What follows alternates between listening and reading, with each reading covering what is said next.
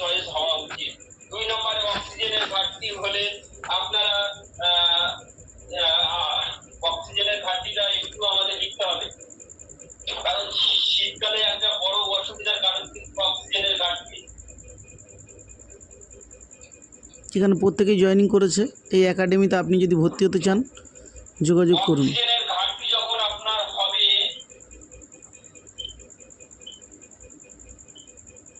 সুন্দর করে হাতে কলমে কিন্তু শেখানো হয়।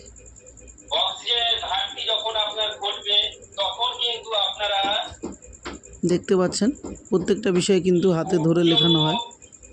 বা সূর্যের তাপমাত্রা দেখতে পাচ্ছেন জলে আসার পরে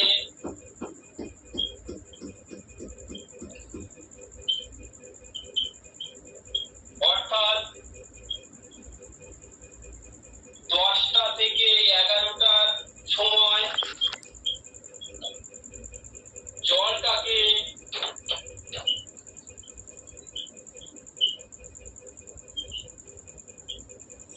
নাড়াচাড়া করতে পারে, কিংবা পাম্প চালাতে পারে।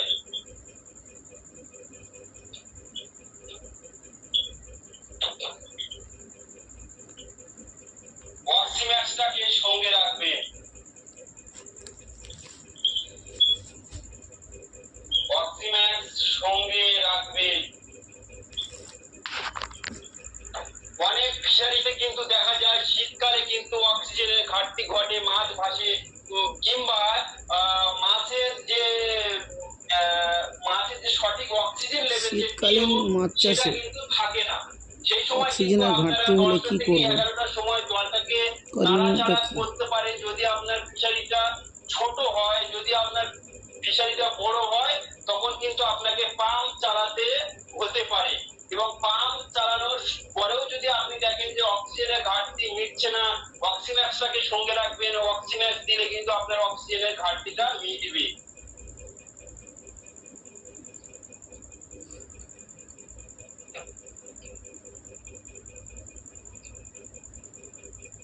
দেখতে পাচ্ছেন আপনারা এই একাডেমিতে ভর্তি হতে হলে যোগাযোগ করুন। শীতকালে